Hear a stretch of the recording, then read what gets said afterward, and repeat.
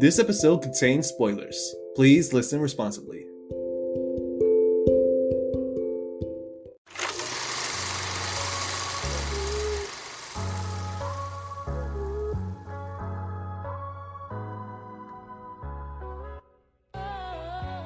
Hello everyone, my name is Jason Ramirez and welcome to episode 7 of the Hit List podcast, a podcast where me and the guests cross off films from our watch list by watching them. I am joined today by software development engineer and my good friend Rachel Walter. Welcome Rachel, thank you so much for being here.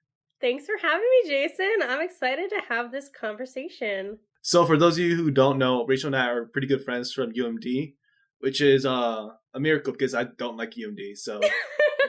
She's the one good thing at UMD, and then she left me over there to fend for myself. And this is also like the first time we're seeing each other on Zoom since like the pandemic started, because we always do like phone conversations or Netflix parties. But yeah, it's like I'm sitting here for the first time right now, and it's probably not relevant for a lot of you because you're probably just listening to me right now. But he has like a nice beard going, and a little mustache too. That's like new. Happy quarantine. I'm trying to go for like a Zorro effect, you know, like the this and this. Oh, like when they all like merge together into one cohesive unit, and then you're like Dumbledore as time keeps going. No, just this and this right here, just the mustache and the goatee, because I can only grow on my neck beard, and I always shave it because there's a reason why it's called neck beard. Like the term is called neck beard. I'm trying to avoid that. Yeah, I'm sure it'll come up in the conversation about one of our movies. The neck beard thing. Great transition right there. So.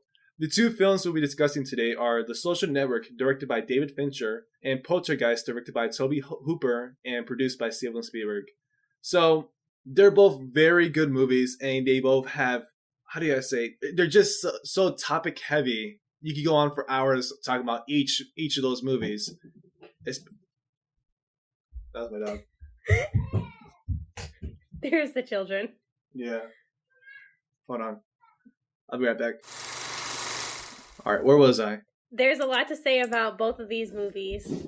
Yeah, they're so topic heavy, especially because Facebook has changed a lot in the 10 years that The Social Network eventually released, you know? It's 2020 now, and a lot's happened since the events of the movie happened. And also with Poltergeist, that was such a revolutionary movie, and you see references from that movie everywhere.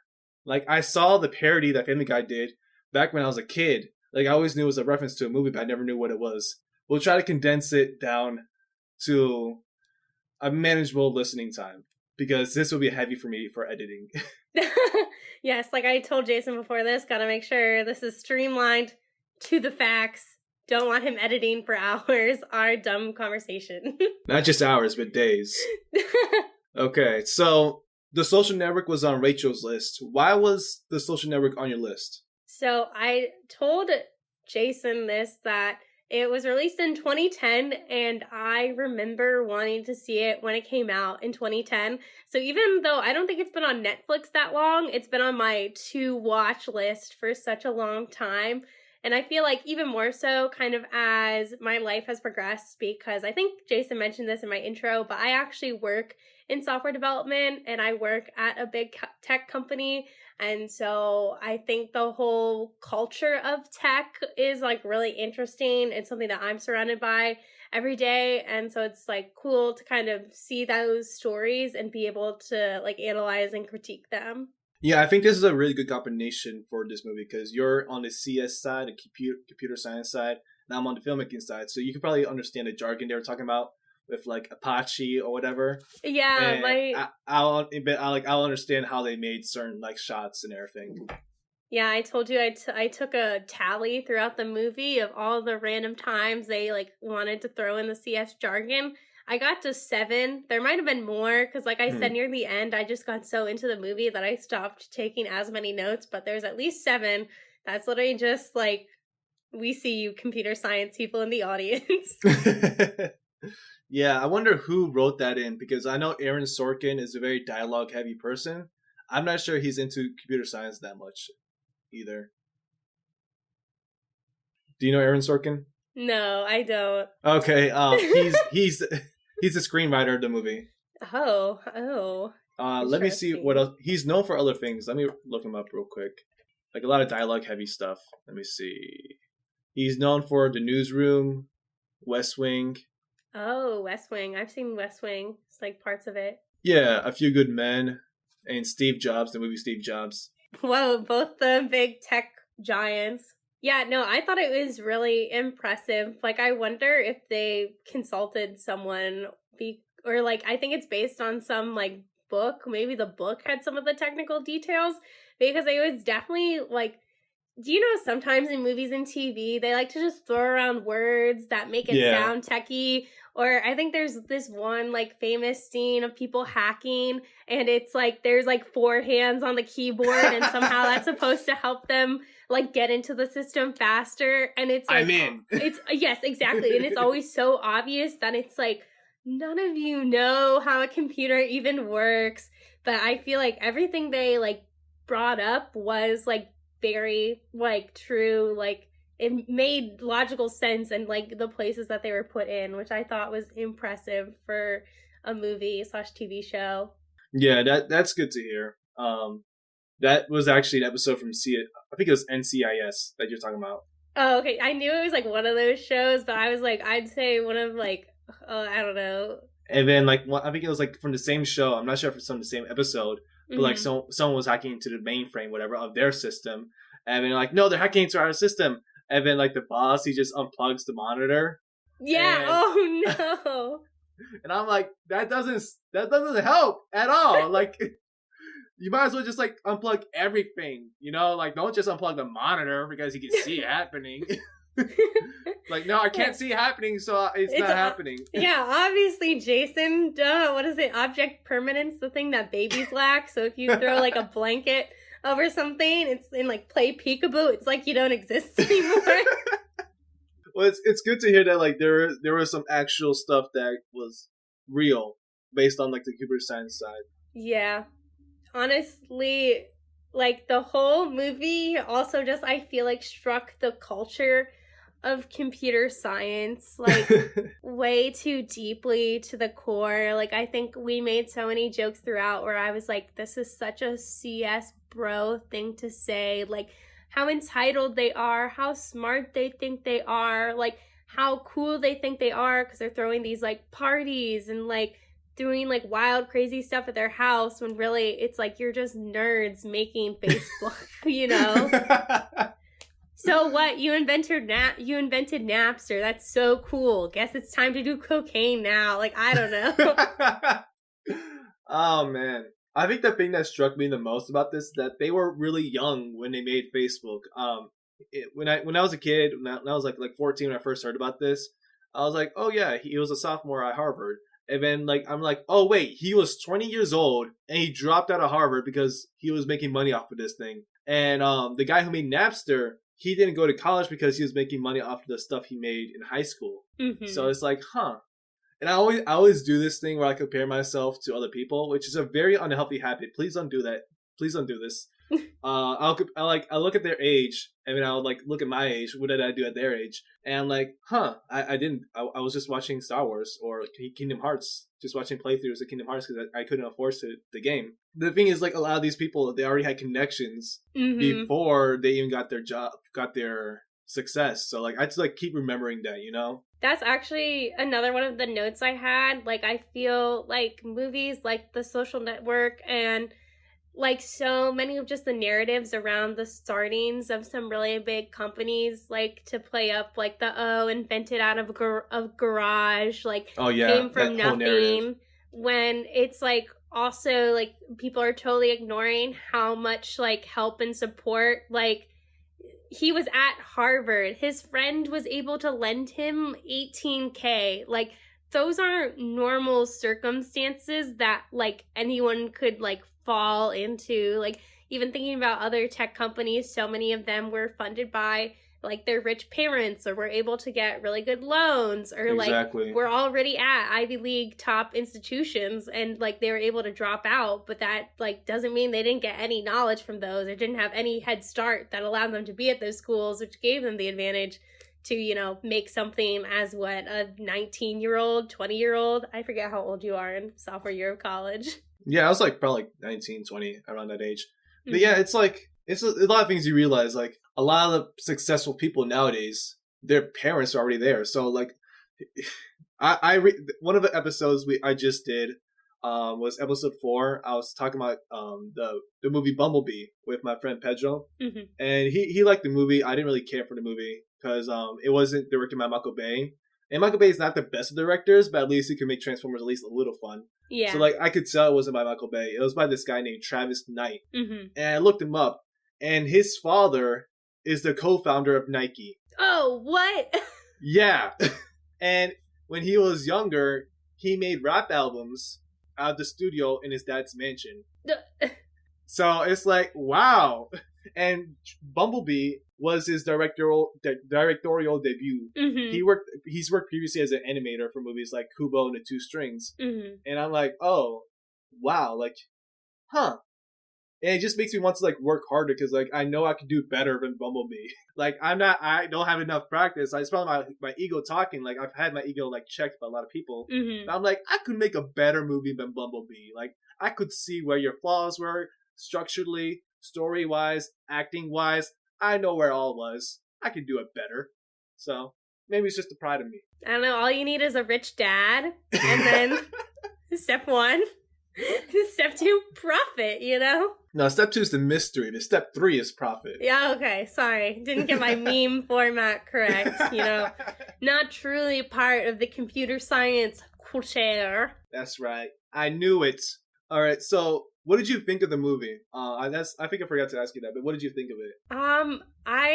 Okay, so you know when you enjoy something, but it also makes you hate something? Yes. So you're like, I'm not sure if I enjoy it or not. So it was such a well done movie. Like, I think you and I both made comments about the cinematography throughout. Like, it was well shot. I liked how it switched between kind of like the creation of Facebook and then the different lawsuit scenes to really kind of put the whole timeline of things into perspective and the kind of consequences of his actions into perspective. But at the same time, there's already like a plethora of reasons to like dislike Mark Zuckerberg. and I literally, one of my notes that I wrote down is which is like more awkward and worse, current Mark Zuckerberg or college Mark Zuckerberg, because just every line he said, everything he did just like fueled a fire in my soul. Like he was just a horrible person.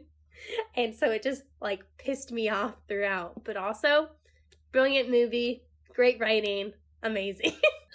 Yeah, props to Jesse Eisenberg because he did a really good job with this movie. And yeah, same thing. Like the thing I didn't like about this movie, like not really about the movie, but really about the impact, is that it inspired people to like create a lot of startups. And I'm like, oh, so this movie inspired you to create a startup? Like you're focused on the money part. You're not focused on like the not being an asshole part, right? Because you're kidding. No way. I did not know. I feel like you know so much of the lore behind this, and like, oh my goodness, I didn't know that, and that makes me mad because like, I guess I understand the appeal of the lifestyle it portrays of like, oh, you're drinking, you're partying, you're cool, you're like the alpha dude because you've like, I don't know, created some website, but like also, like you see at every step of the way how toxic that environment is and how toxic those people are, and like, you know, at what point is the money not worth it and the hustle not worth it if you just end up as a bad guy? Actually, I've been spending a lot more time reading up on like entrepreneurs, not just like from the tech industry, but also from like filmmaking industry. And there are some people I do like because they actually have kept their integrity. Yeah. But they're not usually the ones who have gained a lot of money. You know what I mean? Mm-hmm. So it's just that whole dynamic with it, you know, like, oh, like I respect your hustle, sir. You're not successful, but I respect it. But you still have like some money. It's just like you're not like Disney, you know. Mm-hmm. Whereas other people are like, oh, okay, you say you're self-made, but you really had a lot of help along the way. Mm-hmm. And I never liked that term self-made because I've grown to realize that like this is like my own like journey as well. I used to do things a lot by myself, and I still do a lot of things by myself. But I realized that I'm not an island. I still need help with a lot of things, both in like learning and also how to be a better human being. So I've realized that like the person I am today has been it's been through the help of like other people, you know. So Yeah, that's just my whole. Whenever I hear self-made, I don't believe it as much. You know, I don't. I'm very cynical about it, and it's also about like these entrepreneurs. Like when you hear the stories, like he started out of the garage. He did this, blah blah blah. He worked hard, and the one I hate hearing about the most is Amazon. And not to bash the company you work for, but you know this story as well. Our man's Jeffy B. Oh man, he didn't start it out of the garage, and he had like a huge investment from the beginning. In Microsoft, I think Bill Gates' mom was on the board of IBM. Yeah, no, that's like his origin story. And like, you know, one of like Microsoft's really big rises to fame was that it got like this connection to IBM, and IBM had all these connections to all these other places, and then all of a sudden Microsoft and Windows is used like all over the world, everywhere. So this whole thing about like talking about like these origin stories, or quote unquote origin stories, kind of like depressed me a little bit. But let's talk about the filmmaking aspect of it. Okay. So I don't think you realized until I told you that the Winklevoss twins were actually two different actors, right? No, my comment to you was whoever did the casting of the Winklevoss twins did a really good job.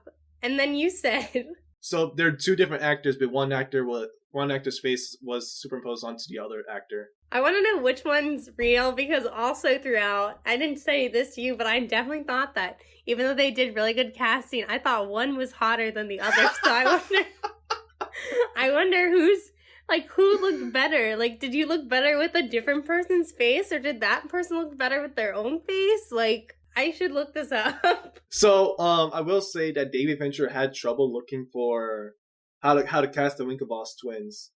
So, let me see where it was. They couldn't just get Zach and Cole Sprouse to do it. They were young, remember? This is 2010. Oh, 2010 was 10 years ago. Just imagine these like tiny, like 15-year-olds playing the Winklevoss twins who have like absolutely no muscle, but at least they're identical twins. Okay, so I see it right here. So the actor that you see on the movie, that's Armie Hammer. His name is what? Armie Hammer. Okay. Yeah. So this is a quick thing about Armie Hammer. He's a great actor. He just hasn't been in like the movies that have performed the best. I think this is the only movie that people know him from because it's done so successfully. Mm-hmm. And if like if he wasn't in movies that didn't do so bad, like The Lone Ranger, when he was the lead on that movie, and a couple other movies, I think also The Man from U.N.C.L.E., which is also a great movie. But it just didn't perform well in the box office. If he wasn't in those movies and he went into like other movies that did more success, he will be like a superhero right now. Like he will be cast as a superhero, and it's actually been rumored that he was going to be cast as the Green Lantern for the Justice League movie. There's all these conspiracy theories from the fans, and I'm not sure if it's true or not. I wish it is. But like the thing is, when Justice League's director, Zack Snyder, when he left the project because his daughter died, when Joss Whedon got on, he like screwed up the whole movie, so it wasn't even the same movie that Zack started. So now people are like, Zack Snyder's gonna release his director's cut, and we're not sure if he's gonna be Green Lantern or not. This might be how we know, you know? Yeah. But that's just a quick thing on Armie Hammer. So he portrayed both twins. So the other actor, his name is Josh Pence. He's also another. He's a pretty well-known actor. The other movie I think I know him from is Gangster Squad, and that's about it. But yeah, so they're both read for the project because they're looking for like Olympian blonde people because they performed the Olympics, as they say in the end of the movie. Yeah. So when they read for it, they said, okay, we're just gonna put Armie's face on Josh's because they were gonna do split screen photography. If you've seen that before, like The Parent Trap with Lindsay Lohan. So like with those type of movies, it's one actor, but the actor works twice as much, you know? So with this movie, they just put onto Josh's face, Armie's face. So he was a bit concerned about it during the role because no one would know who he was. Mm-hmm. But like after some thought, he said it was no brainer to like be in the movie. But he does appear in a cameo role another place in the film. I don't know where, but he has a cameo role somewhere else. And the thing I find the most, how do I say it? The most disrespectful is that when you go on Wikipedia, when you see at the cast, it says Armie Hammer as Cameron and Tyler Winklevoss. And I'm like, okay, stop. Does IMDb get it right at least? I don't really use IMDb much, but let's see. Let's look it up right quick. Because, it's the Internet Movie Database. If anyone it is the Internet get it Movie right. Database. Because even with like the Fantastic Four, the Silver Surfer, they put in the body actor and they also put in the voice actor. Oh, interesting. Yeah, with roles like that, with like monster movies, there's usually like two different actors. Okay, let's see. Okay, I see it. So it says Armie Hammer, Cameron Winklevoss, Taylor Winklevoss, and Josh Pence, Tyler Winklevoss. But yeah, that's it's a quick thing on the twins. That's such a wild fact to me. Did you have any other questions that you brought up during the Netflix party? Or any thoughts? Not that I can think of at the moment. Did I have anything else to say? Oh, okay. So I might as well just go through my thing. Okay. So the book that this movie is based on is called The Accidental Billionaire, which I don't think it was an accident. And the guy who wrote it, he consulted with, what's his name, Eduardo, for the movie. So essentially the protagonist of the movie is Eduardo. It's not like fiction, it's actually fact, but it's written as if like it's a narrative book, Yeah. And at the end of the book, he said, there's still things going on, the lawsuits are still happening, so that's the end of the book. And I'm like, wow, okay. And yeah, that first scene, the date. Date.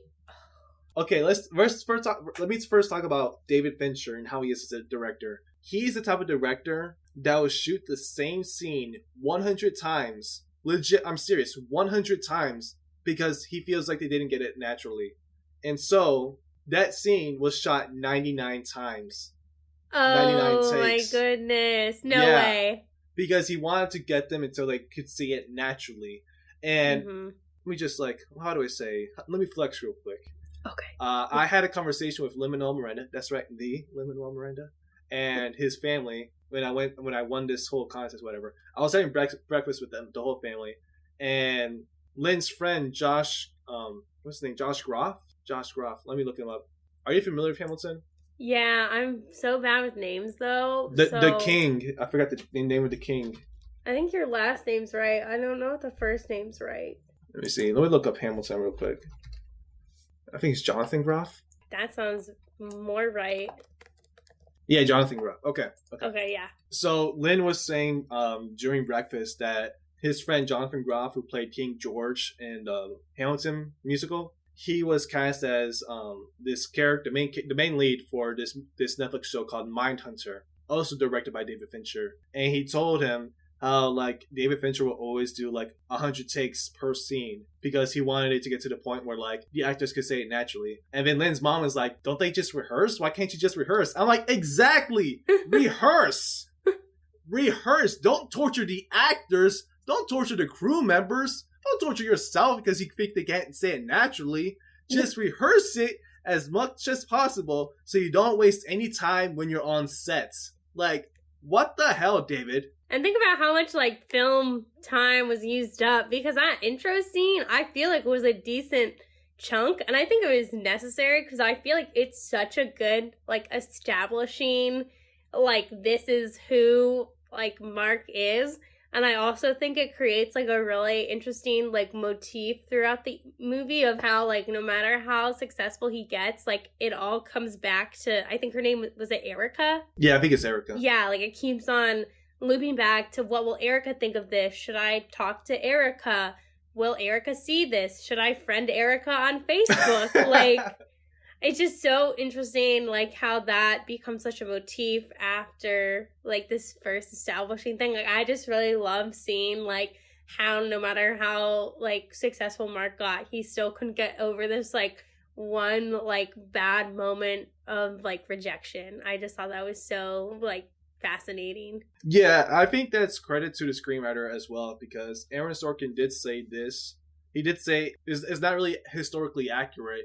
He did a lot of things for the dramatization of it, for the story of it. Yeah. But it's such a good establishing scene, like you said, because you see oh, this guy is something. This guy is something else. I can see why she broke up with him. Mm-hmm. It's wow, you're talking about one thing and she says that she replies to it, and then you talk about another thing. Dude, slow down. Come on. And I think it also speaks to like how he is in real life, essentially. But he says a lot. If you've ever seen him speak, he says a lot. Mm-hmm. And if you've ever seen the congressional hearing, how long were those things? They were long. Oh man, I watched them all though. That's like, I'm like, ooh, let's go in. There ain't many memes of that congressional hearing. Like, he legit looked like a lizard person right there. Oh, and my favorite thing was how much in this movie they talked about him not wanting to add advertising to the site. And then like one of the memes from those congressional hearings is like, but how does Facebook make money? And he's like, sir, we have ads. Their whole business is taking data from people and then selling it to like companies. Like that blew me throughout the movie. Like, it kind of took me out of the movie, but I think for a good reason, because so much has happened. Like I said in the beginning, so much has happened since this movie came out. So essentially, Facebook is everywhere. Like, not just like the website, but like if you actually keep track of like about cookies, your software development. Yes. I didn't really know that's how they keep track of you until I think sometime last year or this year they said, hey, we keep cookies on this website to help you have the best experience on this website, on every single website, that pop up. Mm-hmm. And I learned about it, like, oh, so that's why I'll see ads from this place on that place. Mm-hmm. So I've been keeping track of these trackers, right? Because I have two different trackers. There's one for DuckDuckGo and another called Badger. Yeah. And the three major trackers are Google, Facebook, and Amazon. And I'm like, but this news website has nothing to do with Facebook. What are you talking about? They keep tracking me. I'm like, nope, they can track you everywhere. So it's like, wow. But it's also true, the point that they keep making where it's like, oh, ads makes it not cool anymore.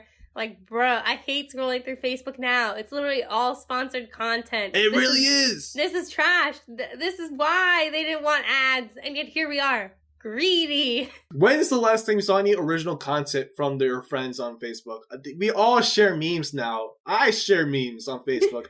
I'll sometimes do like a post or whatever, but I won't make a meme. I'll just share the memes. And it's been like that for like 5, maybe more longer years. So yeah, that's the whole thing. And they said something about privacy options on it. I forgot when they were selling it to original investor that the investor kicked him out because he made a sound that annoyed him. But I'm like, we have great privacy options. Like, privacy options? What are you talking about? What is privacy anymore? Like, oh man. Ugh. But yeah, I can also say another thing that took me out of the movie was seeing Justin Timberlake in the movie. Oh, yes. That, it was just so bizarre. And then his hair was low-key like it was when he was in, music. And so then it was like, who are you? And it's like, Justin Timberlake probably hates the Napster guy in real life, Hey, yes, exactly. Oh, man. What's his name? The guy who was in Superbad. Not Michael Cera. But the other guy who was in Superbad. Let me see. Hold on. Bruh, every time I talk to you, I'm like, dang, I thought I watched a lot of movies. And now I'm like, oh, I guess I don't. Oh, no. There are people who watch more movies than I do. My whole family watches movies that, they watch a lot of movies I won't watch, but, they watch a lot more movies than I do, Yeah. But, yeah, so Jonah Hill. Hill. Oh, yes. Okay. Yeah. So Jonah Hill, he was the original choice for Sean Parker, so for Justin's role, but eventually it went to Justin Timberlake. And I think, I keep thinking to myself, how would Jonah Hill have fit into that movie? it would have been probably a very different performance. Yeah. That's another thing. Can we talk about the casting? This, cast had so many, I feel like people who are, A-list or, blew up at different points in their career. I was how are you all in one movie? I was like, you got Anne from Parks and Rec. You got, what's her face Anne from The Perkins. Sweet Life of Zach and Cody. Brenda Song. You got Brenda Song. I'm like, how did you get all these people? How are they all free at the same time in 2010 or whatever to make this happen? I feel like that's the other thing that maybe be whoa, where are we? What reality does this movie exist in? Yeah, that was around the time when she was getting. I think she was getting off of the whole Disney train and trying to because she was a young adult by that moment. I think Yeah. early 20s. So like that happens to a lot of Disney actors. Once they reach a certain age, they want to leave Disney because they're older, you know, and they want to go on to other roles. So like with Anne Hathaway, I forgot what role she did, but eventually she kind of like dropped the Disney image. Like Princess Bride? Are yeah, you so thinking? like Princess Bride, Ella Enchanted, but like, I forgot.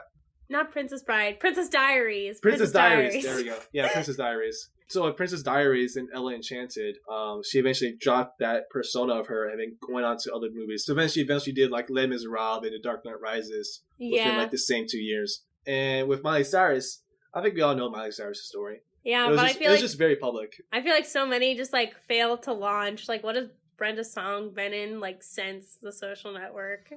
She was in Windy Woo, Warrior Princess. That okay? was also Disney. I know. That's the only other thing I know her from. So, Brenda, if you're listening, we're sorry. We're ignorant. That's all we can say. Maybe she does some like weird like art films now or something that no one sees, but she's like out there. Like, isn't that who's the guy that played Frodo in Lord of the Rings? Elijah Wood. Elijah Wood, yeah. Doesn't he only take like weird like indie film roles now? Yeah, him and Daniel Radcliffe both do independent films now, which is good for them. You know, they've had their spotlight and now they kind of just want to do weirder stuff. So yeah, Brenda Song, she was in New Girl. I remember she was in New Girl. Oh. Yeah, and what else? She movie called Changeland, Secret Obsession. Okay, and she was in a lot of TV shows.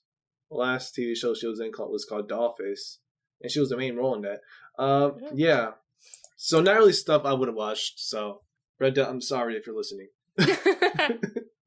So the thing I've seen with like this movie is that like they're very insecure. Mark is very insecure, and you see him do this when he saw his ex-girlfriend or whatever. They probably weren't even really in a relationship by then. But like when he sees her at a restaurant and says, "Hey, I made a website," she's like, "Cool, I haven't heard of it," and like she just doesn't care. She just wants to have dinner with her friends. And Mark's like, "No, do you want to just go talk? Like, you call me a bitch on the internet, okay?" And he's like, "Okay, fine." And then Eduardo thinks he apologized. He's like, "No, we need to expand right now." I'm like, bruh.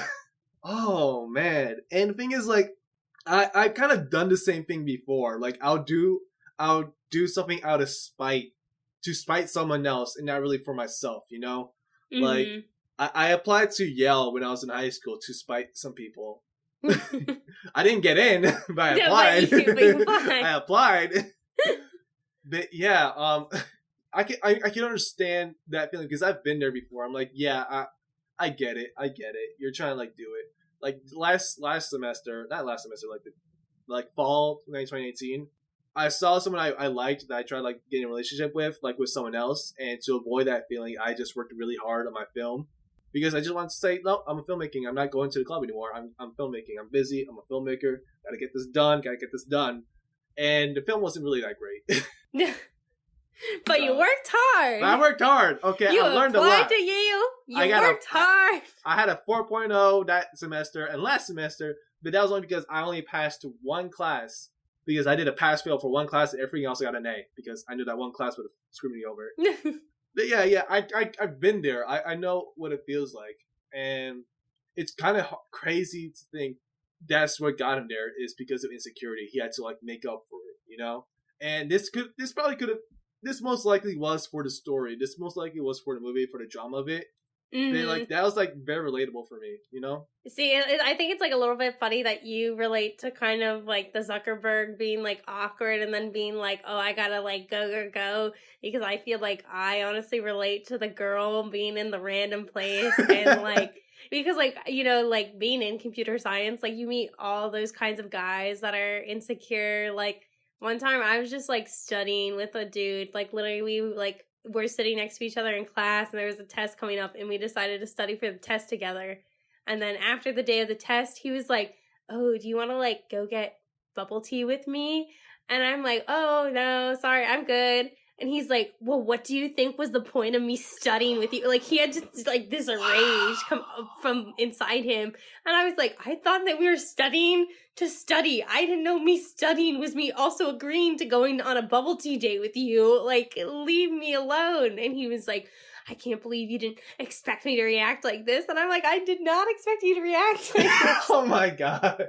Oh, that's horrible. I'm sorry that happened to you. That's more on him than on you. Like, I think you know that as well. Yeah, I mean, I know that. I just think it's, like, interesting how it's, like, I don't know if it's, like, the environment of the field or, like, the characteristics of the field, but I feel like it, like, attracts people who are, like, insecure about themselves. Yeah, I can definitely see that. I see that sometimes in the arts, but, like, a lot of artists are already insecure about their own art anyway. And if they're either a genius or they're lying. So that Hawaii party in the movie, do you remember the Hawaiian party? That Oh, party? yes. At Harvard, yes. Yeah, so can you mention it real quick, how, like, you've seen parties like that before? Yeah, no, and I told Jason it was funny because I think that it happened at, like, a Jewish frat, and I was like, this, like, party is the exact same vibe I've gotten at Jewish frat parties that I've been to, and there's also a couple, like, CS techie frats at UMD, and I've been to a couple of their parties, and also the same vibe. I think even the CS frat party that I went to was also, like, I don't know, tropical themed. Like, I definitely had a lay by the end of the night. Like, the reason I bring it up is because back in 2017, Mark and his wife, they bought 700 acres of land in Hawaii in a controversial buy for $100 million. what? Yeah, because apparently they did it for like a loophole in the legal system where like I think owners in Hawaii had to put up their stuff for sale or whatever, which is like, I don't know the whole thing. So like, I'm not getting like, if you're hearing this, do your own research on it because I haven't done as much research into it. But yeah, it was in the news everywhere when it happened like 3 years ago. And I didn't think it was a big deal. Oh, yeah, I remember. Okay, I like how we were going two totally different directions with this Hawaiian awkward party. Okay. But yeah, I remember I was reading that when I was doing research on this after I saw the movie. I'm like, oh yeah, because I thought it was only be like, I didn't think it would be a lot of land. I thought it was like, oh, he's just buying land in there. But then I see it's 700 acres of land, and I don't even know what he did with it, but that's a lot of land. Like, we forget how big an acre is in these modern times. An acre is huge. And you bought 700 of those. So, yeah, fuck you, Mark. Yeah, I think that's our nice summary of The Social Network. Just fuck you, Mark. So, do you think you should have seen this movie sooner? I think it was interesting, but I really enjoyed having like the perspective that we do now, kind of like 10 years after the fact, like with how much Facebook has changed. I think that honestly did add to it, and I think me having time to like actually go through like college and like computer science and be more involved with it, I think also kind of gave me a different perspective of it. So it was good, but I think it was almost good that I waited to see it until now. Yeah, I think that's the general consensus with these episodes. This isn't my first time seeing this movie. It's probably like my 5th or 6th time. I've also seen special features for it back when I borrowed a DVD from the library, which, by the way, I miss libraries a lot. Same. I wrote in my notes as well that like each time I see this movie, I get like a different perspective on it because I definitely see how much I've grown. So when I first saw this, like I was kind of impressed with the whole like vibe of like, how do you say, like the whole success story and everything. Yeah. And thinking like he got lucky, and essentially he did get lucky. You know, he just had the right opportunity at the right time. And also like at like a certain point, I kind of related with Mark, but I wasn't really paying attention at that time. You know, I just think like I'll just watch the movie, I won't really pay attention to it. But like now that like I've had experience making these movies and also like with my own life, going for my own drama in life, and having my ideas stolen from me as well, I could see like, oh, Mark's not a good guy. It took me a while. It took me a while to realize that, and I'm a little mad at myself for not realizing that sooner. You know, but yeah, I just see it in such a different light now. You know. And now a word from our sponsors. Now back to the show. So, Jason, the movie on your list was Poltergeist. How did it end up on your list? So, I really don't know how or when it came onto my list. It's just been such a culturally significant film in America because you see references to it almost everywhere you look. Like, I remember when I was watching Danny Phantom when I was a little kid. There was like a scene where he's like in a ghost zone or whatever. And Yeah. he enters the room and he sees like a little girl sitting in front of a TV, and like there's like the silhouette thing, which is the same shot you see in Poltergeist. And I'm like, where is that from? I see it everywhere. I mean, I learned eventually it's from Poltergeist. So I don't know why or how it came onto my list.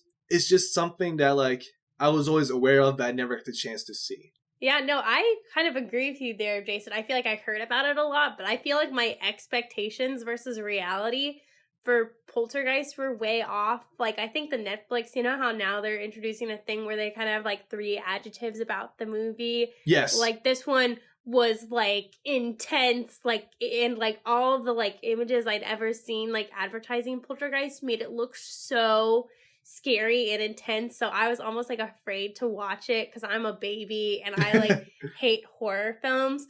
And then I started watching it and I was like tense for the whole beginning, and I had to look up like whether or not the dog would die, because you know, as soon as you see the dog you're like, oh no. And then like as the movie goes on, I'm like, wait, this is not scary, but this is the scary part. And I was like, oh, it's almost like kind of, I mean, it's not goofy, but it kind of is in some ways. I don't know. I thought it was a lot of fun to watch, definitely. I think I even told you that before we watched it. Like, you asked me, is it a scary movie? Like, I'm like, it was made in the 80s and it's intended to be a scary movie. So either it's really cheesy or it's legit scary. It's a toss of the coin with this. So I wasn't sure. But now that we're speaking about it, I do remember for one of my filmmaking classes at UMD, our professor showed us the dolly zoom, which is, you see it in like some movies, but you don't know the name of it.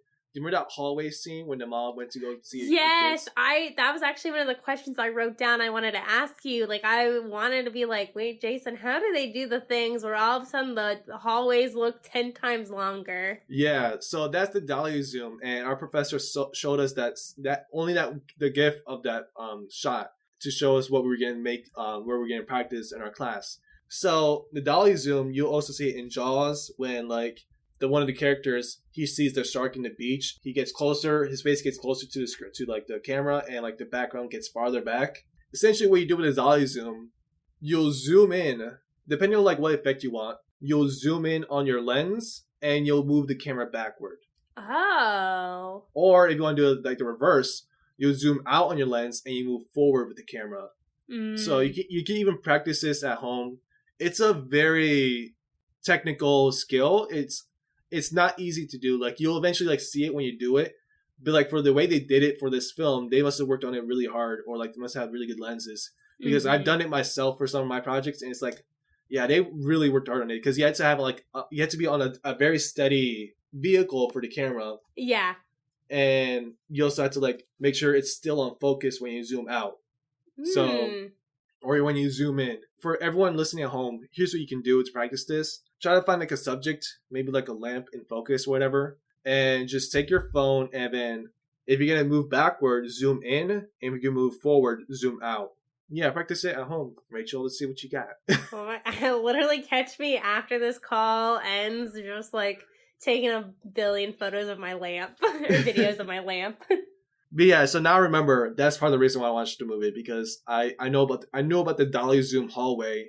Okay, now I remember. Okay, when I was a little kid, I saw a little bit of this film when I was flipping through the channels, and all I remember was that it was red lights and the kids were being sucked into something. I didn't know what it was, but they're being sucked into another part of the room. That's the only part I saw. Oh. That's the only part I saw. So I'm like, why is the woman in her underwear? I didn't understand, because that was the only part I saw. And I'm like, I'm skipping out of the way of this. I'm gonna watch Fairly Odd Parents. Yeah. So that's why, because ever since I was like 8 or 9, I never knew what that movie was, and now I know what the movie was. So then, Jason, what did you think about it? Did it live up to these, like, I don't know, cinematic expectations you had of it? I think it was. I wrote some thoughts down about this movie. So I also wrote a lot of notes. I also wrote my thoughts at the end. So overall, I thought it was pretty good. It had some humor in there, and I didn't really care for the family. I really did not care for them. The only one I felt bad for was the little boy. Mm-hmm. Not just because he's a boy and I'm a boy, and I've been through like the same thing as well, same experience that he has. Not really. I don't know, but because I did not care for the parents, I was legit scared of the little girl, and the teenager, she was barely even there. Yeah, I was like, what even is the point of having the teenager? She's here, and then she, like, cries, and then she leaves. Like, and it's like, every scene she is, if she comes back, she gets scared, cries, and leaves, and it's like... Exactly. I don't even know her name. Dana. Oh, I thought it was interesting that you brought up the little girl, because I wrote down, like, I was like, why are little blonde children so terrifying? Because, like, you know, it's like this movie, I think, like, is it the Children of the Corn? Is that, like, the Stephen King film with the, like, blonde little girls? And then my follow-up to that was I was, like, a wee little blonde little girl. And I'm like, did I ever have to wake my parents up in the middle of the night and they wake up and it's like, I don't know, I look like a child of the corn. Especially because I have a twin sister, so it's like, whoa. Oh, you're thinking of The Shining.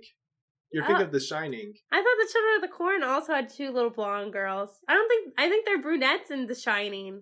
Let me look this up real quick. You're thinking about the twins, that's in The Shining.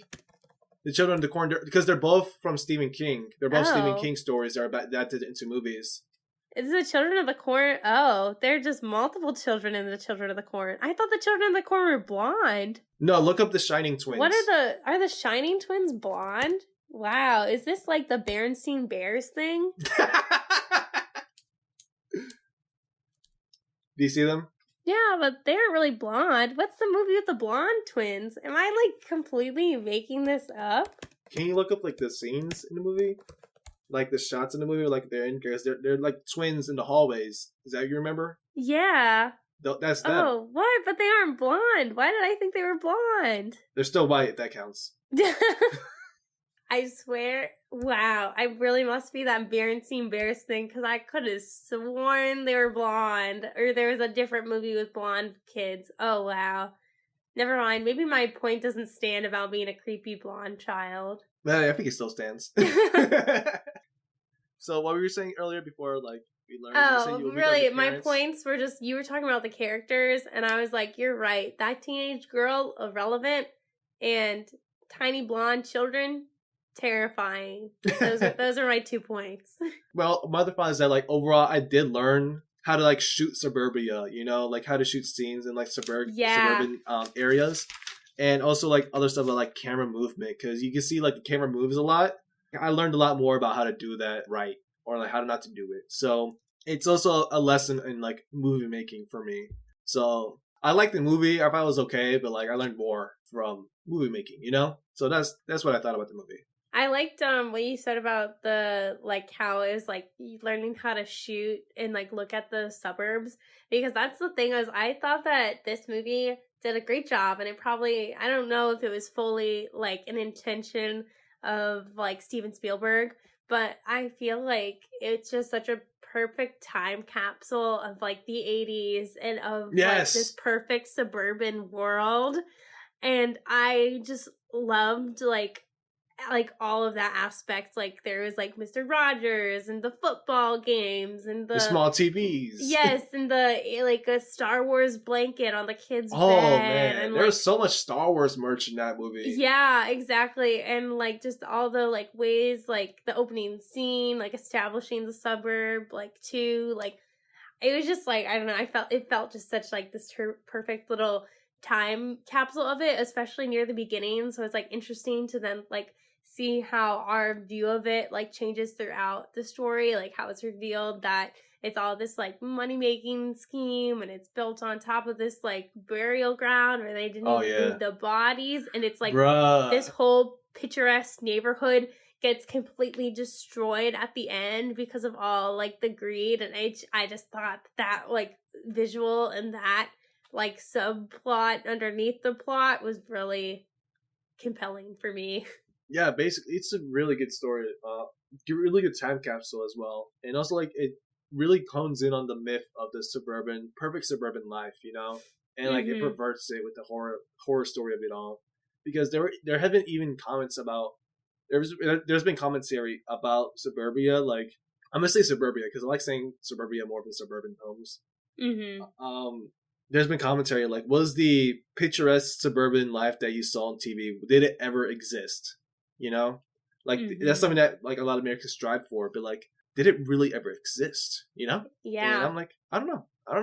I haven't done any much research into it. I live in a suburban neighborhood now, but it looks very much different from this movie because my neighbors, my neighborhood is predominantly black, and I'm like one of the only, I think of what I know, one of the two only Hispanic households here. So, so that's something. It's like when I saw this movie, I automatically saw like, oh, it's all these white people, which is like my suburbia. So.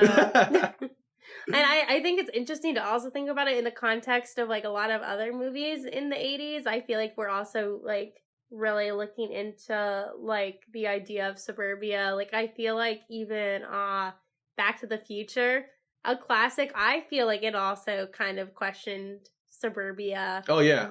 A little bit too. And like I'm trying to think if there's other good. I feel like a lot of 80s movies revolve around the idea of suburbia and suburban, like, life, like, you know.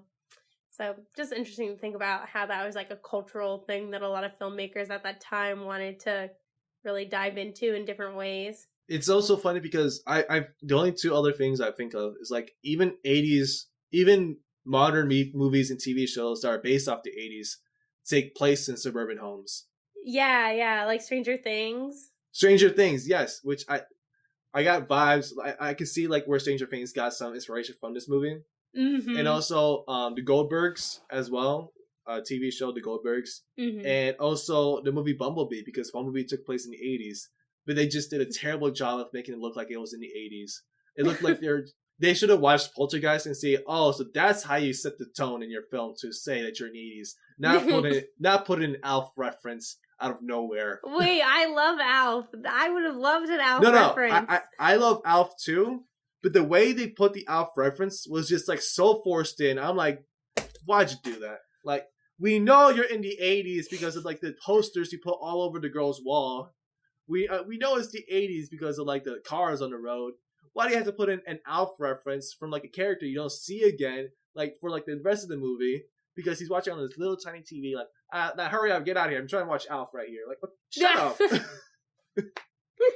So that's the problem I have with Bumblebee, man. I don't want to watch. I'm surprised Bumblebee keeps coming up. Like for a movie you dislike, it's come up twice now. Same. I'm so surprised. It haunts me. This movie haunts me like a poltergeist. Okay, wait, so actually, I have a question for you, Jason, Mr. Movie Expert. I wanted to know your opinion on, like, the special effects used throughout Poltergeist. Okay, so, I don't know because a lot of it's outdated, but a lot of it did look good. Like, did you notice, like, the rolling clouds in, like, the shots? Yeah. So, I'm not an expert in, like, how to make movies in the 80s, so I might be wrong about this. I think they just did layers of it, so, like, they'll shoot one scene of the clouds rolling over because clouds kind of take a while for that, and then they put it underneath the video or like the film for when they were driving or like for like the other stuff. So that's what I think is what happened with the rolling cloud shot. As for the tornado, you kind of saw how terrible that tornado looked. Yeah, I think they drew it on the film. Oh yeah, I think that's what they did. So that's something that they did with there. And as for like the ghosts, they probably made models of it and then they shot it on like their own green screen thing. Yeah. And then they superimposed it, whatever. When you watch Star Wars, you see like a lot of stuff that they made, like spaceships are all just tiny models. And they just made a bunch of them or they painted it over the film. Yeah. Oh, interesting. Yeah, and I think like it was just interesting to think about how low tech probably a lot of these things were. Like, you know, a lot of the scenes where the ghost was moving things, I was like, there's 100% just like an invisible, like tiny string pulling that chair. Or like in the really iconic scene, I think, of the child's bedroom where it's like everything's like being tossed and like turning around. Like I was like, probably a million strings. Or I think some of it was kind of really old, like CGI or something. Yeah, like, are you talking about when they introduced the investigators to the place? Yeah, and they open the door to the kids' room and everything's just, like, floating, and they're like, we don't go in there anymore. Like, it's like a, like, dirty closet, except for that it's, like, So I want to put a note in here. I'm not a movie expert. You call me a movie expert. I'm not a movie expert. Sorry. I'm a filmmaker. I'm learning. Sorry. My B. As soon as someone makes a podcast, they're an expert, right? Because they have experience. That's the assumption I've been going on. Every white man that wants to talk on a podcast, he knows what he's talking about. He's an expert. Guys, listen, we're 3 mediocre white men in our 30s. We're talking to each other. You know what this is? It's a podcast. Exactly. Oh, and I wanted, like, the tree. How do you think they did the, like, tree part? Oh, that's probably, they made it in real life, actually. That was just probably, like, a whole set design thing. They probably had people inside the tree. Or, like, it was, like, robotic. It might have been robotic as well. It kind of gave me, like, Jurassic Park kind of vibes. Like, how they did a lot of their, like, dinosaur movements and stuff. Which I think the experience from this movie kind of influenced Jurassic Park. Because, you know, in both movies, the monster goes through glass, you know? Mm-hmm. Yeah, I think with the tree scene, they just made the costume or whatever, and they just, like, grabbed the boy. Like, hey, come here. Like, oh, okay, guys, come on. Mm-hmm. But yeah, we were speaking about the investigators earlier. I found this, it subverted my expectations a little bit. Because whenever they bring in investigators for, like, paranormal activity stuff, usually the investigators know what they're talking about, or they have experience in the field. These investigators had no experience whatsoever with what they're dealing with. They're like, hey, yeah, so our previous thing, we caught on film this toy car moving 7 inches over 7 hours. And he's like, really? Yes, sir. I took a time-lapse camera and I got it all on film. Okay, let me show you what I got. And a tornado in the room. Yes. Oh, see, I feel like I came in with a different expectation, though, because recently, unrelated to this podcast, I watched Ghostbusters, like the OG, for the first time. Hey. And so I was almost expecting the investigators to come in and it'd be like a total, like, Ghostbusters vibe where they're like, yeah, we know what we're doing, but they're also super goofy and mess up a lot. But it was like not either of those, like, expectations, which I feel like made it, like, feel really fresh and really fun, even though it's like the 80s. Like, it's been around. Yeah, the 80s had, like, a lot of good movies come out and that have stood the test of time, essentially. So, like, with Back to the Future, it's one of my favorite movies, and also Ghostbusters. And yeah, also this movie, because, like, they made a remake of this movie back in 2015, just called Poltergeist. And I'm not going to watch it, because seeing this movie, I'm like, how can I compare it to this, you know? Yeah, no, I feel like you can't. Ryan, the guy who played Ryan, the black guy, mm-hmm. There's only one scene I see in this movie where I saw, like, disrespect towards him, and it was, like, out of nowhere. It was when, like, the dad gave him the rope, and he just, like, here's the rope, and he just, like, he just shoved it to him. I'm like, bro, what did he do to you? What did he do to you? Why are you getting him the rope like that? Like, he's helping you. The medium, the sidekick. Oh, I didn't like it. Oh, the lady with the crazy voice? Honey, yes, come here. I can't even do it. It was very high pitched. Yes, no, I literally, one of my notes was, like, just that lady's voice at the end, though. Like, I just, like, was like, who is she? There are crazy things that happen in this movie, and I think the thing for both movies, the both movies that we just saw, The Social Network and Poltergeist, it's about corporate greed and the evils of capitalism. Wow, a common thread. Honestly, so true. It's funny because also another thing in my notes was like, oh, like, what did they do to get this ghost, like, build it on top of an ancient burial ground? And then it's like, oops, I called it. So I thought it was on tribal ground, you know, because with Family Guy, that was like the whole thing with their parody of it. But no, it's just like regular American burial ground. Like, you didn't even move the bodies. Like, oh my goodness, what kind of disrespect? Like, how dare you, sir? And the coffins, I love how, like, the coffins are just rising up onto the ground. Yeah, honestly, that scene, it's almost like a fake out. Like, it seems like everything's good, and then I feel like it gets, like, so much more into, like, the horror where she's, like, in the, like, pool, like, hole, and there's, like, all the skeletons that are coming out of nowhere. I feel like then you're like, oh, this is where we get, like, the intensity, and, like, when they're trying to, like, drive away and everything's, like, falling apart, like, I was like, wow, they really had us there. Like, we really thought that this was over and everything was gonna be just peachy keen. Yeah, because I didn't even check it until like the kids were in the bed. Like how much time was left? And they're like 20. There was like 20 minutes left in the movie. I'm like, what is there left? The thing that also made me feel like it was like the end was at the very beginning of the movie. They have this like really clear shot of the mom like closing the door like before they go to bed in the very first scene, and then like before she's gonna go into the bath, I think they still have the same like really like focused shot of her closing the door again. So I was like, oh, that's nice. Like it's a cute little like bookend to the movie. So I was like, this is the end. We had the cute bookend. The credits are gonna roll, and then I was like, but why is there so much time left? And like, why do we even have the plot of her going to go take the bath now? Like. But like the thing is also like the medium. She said to the camera, like she said, this house is clean. And I'm like, no, this house may be clean, but the neighborhood isn't. Oh my gosh. And like, I don't know, just imagine living in that neighborhood and all of a sudden, like, I don't know, like all this craziness happens and you're like, what? Because you weren't around for all the beginning parts. The thing is with horror movies, what I've learned about horror movies is that the people who are haunted or who are being killed in a movie usually deserve it because they committed a sin, either like before the events of the movie happen or during the events in the movie. So the dad's sin is because he's like is selling more of these houses and helping build up this like corporation. So no, what I was trying to get at is that like I'm not sure what sin he committed because he didn't even know that he was on burial ground. Yeah. And when he found out, he thought they moved the bodies, but they didn't even move the bodies. So my thing is, I wanted the man who was behind the decision to do it to have been haunted, you know? Yeah. But like he wasn't even haunted. Like he didn't even know what was going on until like the end of the movie. And like he sees all these dead bodies rising above. I just think like he should have been the one that haunted, but like it also wouldn't have been like relatable for people because like, oh, we don't know this rich old man. We don't know anyone like him. We know American families, you know?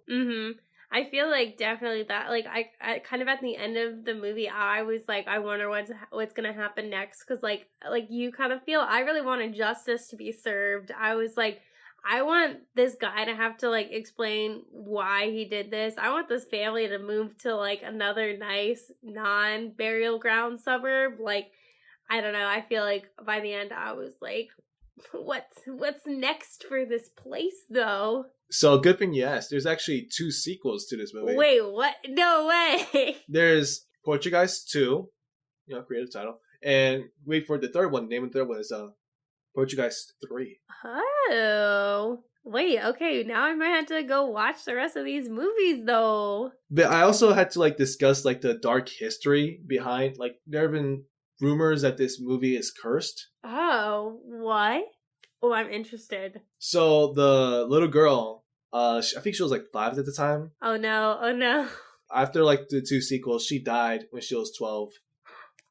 Oh no. Yeah, and baby.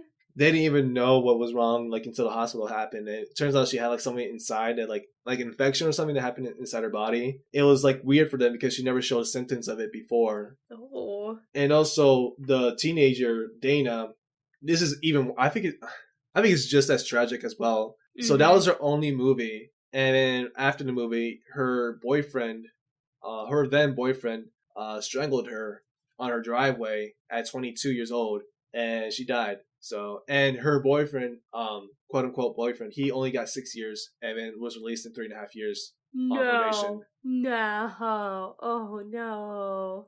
So it's like, wow, it's terrible to think about that. And also, what's her name? The medium, she died many years later. I don't say many, like 20 or so years later. I think it was like a heart disease or whatever. Mm-hmm. And also the director died as well, like 2017, I believe. He died of natural causes. That's what I read.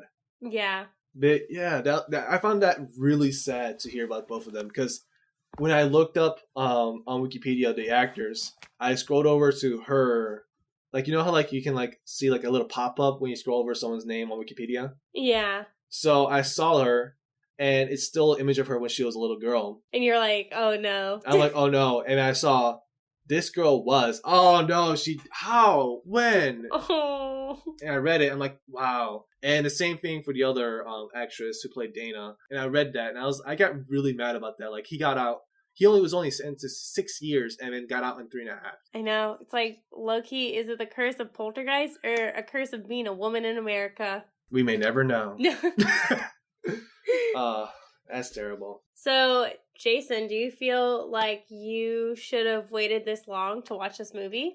I have never been into horror movies, so I probably wouldn't have watched it even if it was on my list earlier. So I think now was a good time to watch it, you know? And also because, like, I'm less scared of stuff now. Like, I watched Candyman 2, which is a lot scarier. You know, the same episode I'm talking about with Bumblebee, I also watched Candyman, so, like, it evened out, you know? What an interesting duo.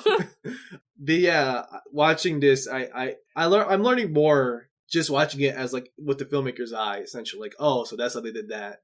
I think there was, like, a pretty good time watching this movie. So, wait, yeah. So Jason, I actually have a question for you that's, I guess, kind of a tangent off of that. Mm-hmm. Do you feel like, as you, like, now, do you feel like you watch movies more for, like, the plot and for the enjoyment, or more of, like, this is the learning experience for me to, like, hone my craft? So I think, good question. Thank you for asking that. You always gotta say that, you know. Even if it's bad, thank you. That's a really insightful question. I see nowadays I watch TV shows for the enjoyment of it. Like TV shows like Legends of Tomorrow or Community, I watch it for the enjoyment of it. And whenever I watch a movie, because it's like a more of a commitment to watch it, it's usually to learn from it. Okay. Most of the time it's to learn from it. Because like movies, the ones I want to watch are like 2.5 hours or 2 hours. That's a huge time commitment. Whereas with TV shows, they're like 30 minutes at the most. Or like 45 minutes, but like I'll carve some time out for 45 minutes. So it's a little bit of a mix of both, essentially. Like the movies I watch for fun are movies I've seen before. Okay. I was just curious because I was like, for both of Poltergeist and Social Network, you mentioned how you like to watch it kind of from a filmmaker's perspectives, and you were really able to comment on all like the technical parts of like the filmmaking aspects. And so I was just curious, like, kind of what your take is, especially now doing this podcast. Like, what's your goal of that? Just curious. Yeah. Goal of this podcast is to have something to do.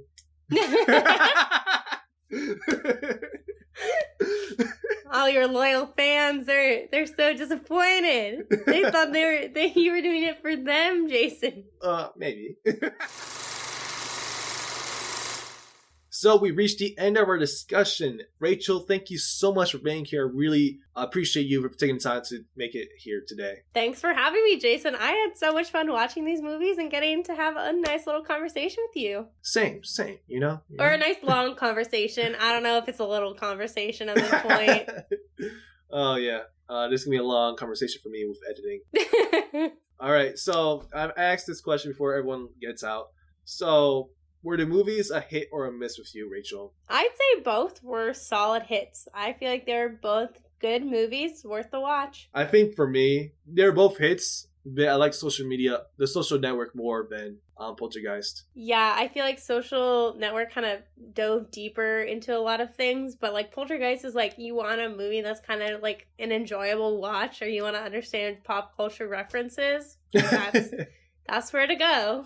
Speaking of pop culture references, I didn't know this, but the term gaslighting comes from a movie called Gaslight, where like this woman is being gaslighted by her husband. But the reason why it's called Gaslight is because of the title, because like what he did to her was gaslighting. So yeah, I already knew that. You didn't know?